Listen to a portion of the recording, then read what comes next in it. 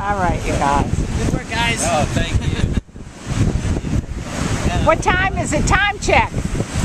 I'm going to brag on video here. So what are we on time, Marvin? 12:30 Eastern. 12:30, so we started 9, so 3.5 we've done. How many yards do you think this is of signposting and string? I'd say it's 800. About 5 rolls. About 5 rolls of those are 1,000 feet each. So about 5,000. Almost a mile. Yeah. Wow, a mile in 3.5 hours. Well, really, less than 3.5 because we stopped for 15 minutes or so for lunch. Yeah. So I think we should go to the nationals, don't you? The nationals of the bird posting a-thon, you know?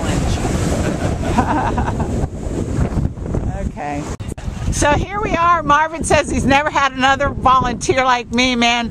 This team did a mile of fencing and post, string and post to protect the birds. And I was one of the main people on the hammer. So all you people out there, before you give me a hammer, beware.